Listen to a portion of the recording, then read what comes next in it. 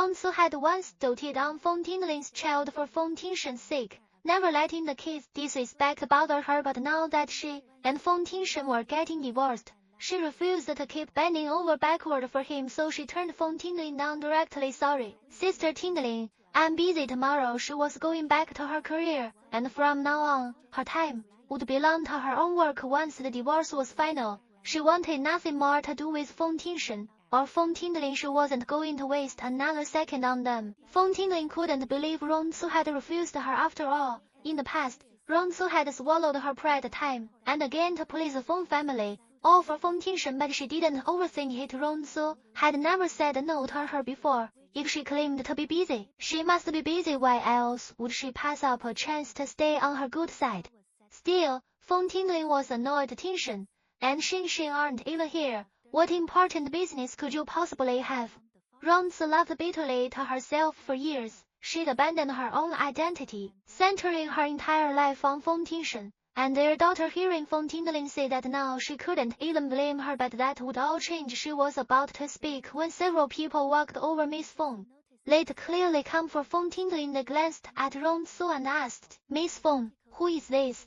Feng Tinglin didn't say she was her sister-in-law. She just said coldly, a friend. Oh, a friend.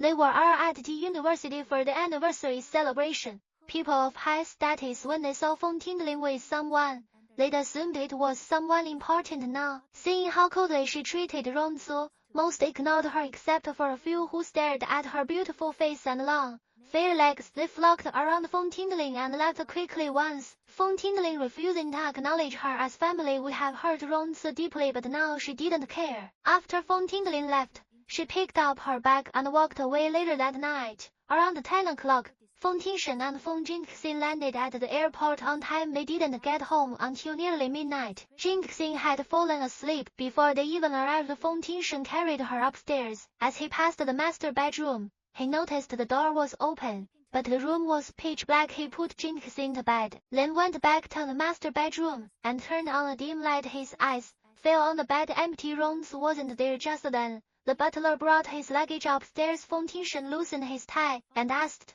where is she? Madam left on a business trip, sir. He'd been out half a month earlier. When she packed her things and left, the servants said she'd taken a suitcase and gone away for work. It was strange. Rong Ci rarely traveled for work, and when she did, she was only gone 2 or 3 days. This time, she'd been gone for half a month. Feng Tingshen just hummed in acknowledgement and didn't ask anything else.